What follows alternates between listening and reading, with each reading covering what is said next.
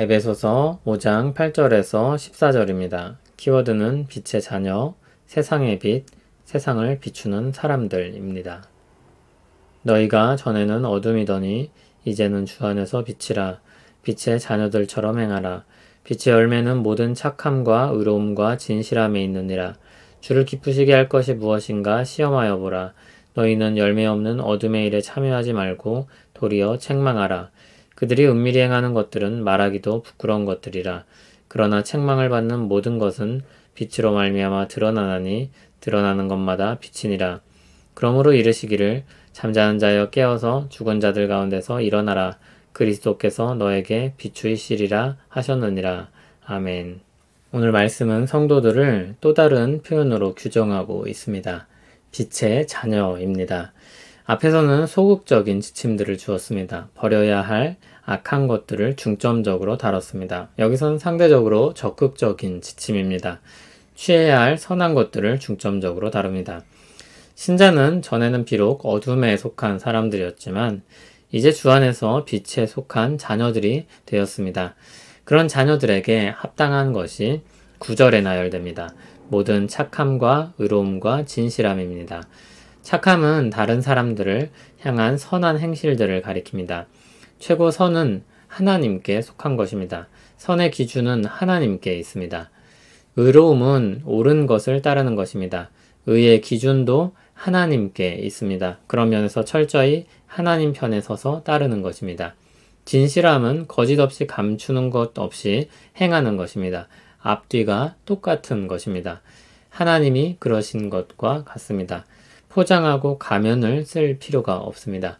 모두 다 하나님의 성품을 따르는 것입니다. 그래서 10절은 하나님 앞으로 우리를 인도합니다. 하나님을 기쁘시게 하는 것이 무엇인지 시험해 보라고 했습니다. 조사해서 분별하고 해보는 것입니다. 분별력을 가지고 열매 없는 어둠의 일에 참여하지 말고 도리어 책망하라고 했습니다. 나만 잘 되면 되는 것이 아닙니다. 교회 전체가 잘 되어야 하는 것입니다. 책망한다는 의미는 폭로하고 드러낸다는 것입니다. 그래서 이 의미를 경건한 행실을 통해 악한 것을 드러내는 것으로 해석하기도 합니다. 빛의 행실을 통해 어둠을 드러내는 것입니다. 주님이 말씀하셨듯이 빛을 비추어 착한 행실을 통해 하나님께 영광 돌리게 하는 것입니다. 그러나 그것만이라고 할 수는 없을 것입니다. 종종 특히 교회 안에서 11절의 책망의 의미는 징계와 연결 지을 수 있을 것입니다. 죄를 지적하고 바로잡는 일이 필요합니다. 왜냐하면 12절에 보듯 은밀히 행하는 어둠의 일들은 말하기도 부끄러운 것들이기 때문입니다. 어둠에 속한 것입니다. 어둠 속에서 은밀히 이루어지는 것들입니다. 빛의 자녀들에게 어울리지 않는 것들이기 때문입니다. 13절 말씀처럼 어두운 것들은 도리어 빛의 자녀들로부터 그 실상이 드러날 것입니다. 교회 공동체가 빛의 열매들을 맺고 있을 때 어두움은 있을 자리를 잃어버릴 것입니다. 신자들은 빛으로 더욱 나아가게 될 것입니다. 14절은 결론적인 권면입니다. 그러므로 이르시기를 잠자는 자여 깨어서 죽은 자들 가운데서 일어나라. 그리스도께서 너에게 비추이시리라 하셨느니라. 허물과 죄로 죽었던 사람들이 그리스도 안에서 살아났습니다. 어둠에 속했던 사람들이 깨어 주 안에서 빛으로 나오게 되었습니다. 그것이 이 모든 삶의 기초입니다. 모든 삶은 그리스도께서 비추시는 것으로부터 시작합니다. 주님은 자신에게 모여든 사람들에게 너희는 세상의 빛이라 하고 선언하셨습니다. 모든 사람을 비추고 하나님께 영광 돌리게 하는 사람들입니다. 그들이 비추는 빛은 선한 행실입니다. 사도는 이와 같은 주님의 말씀처럼 주님의 교회가 세상을 비춰야 한다고 말합니다. 온 세상을 비추는 빛입니다. 그리스도로부터 공급받고 비침을 받아서 세상을 비추는 빛입니다. 거기서 변화가 일어납니다. 주님의 교회의 역할은 아직 세상에 하나님이 비추시는 빛이 있음을 드러내고 사람들로 하여금 그 빛을 보고 나오게 하는 것입니다. 그리하여 하나님께 영광 돌리게 하는 것입니다. 마치 등대를 보고 방향을 찾아 배가 무트로 오듯이 우리 선한 행실로 비추는 빛의 열매들을 보고 사람들이 하나님께 나아옵니다. 하나님께로 나오면 하나님의 선함과 의로움과 진실함을 볼 것입니다.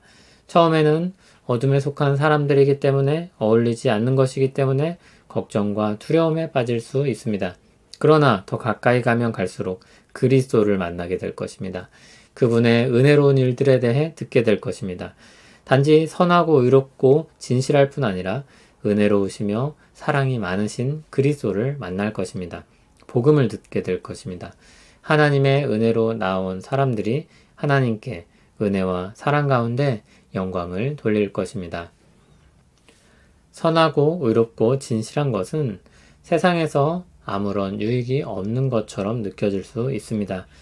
이용하기 쉬운 사람으로 취급되고 실제로 그러려는 사람들을 만나게 될 수 있습니다. 세속적인 성공에서 멀어질 수 있습니다. 꽉 막힌 사람처럼 여겨질 수도 있습니다. 그럼에도 이런 삶을 추구하는 이유가 무엇입니까? 우리가 빛의 자녀이기 때문입니다. 선과 의와 진실은 사실 실용적인 것은 아닙니다. 그러나 그것이 우리의 정체성이며 우리의 소명입니다. 어둠은 우리를 잠들게 합니다. 우리 눈을 가리게 합니다. 그러나 주님은 우리를 깨우십니다.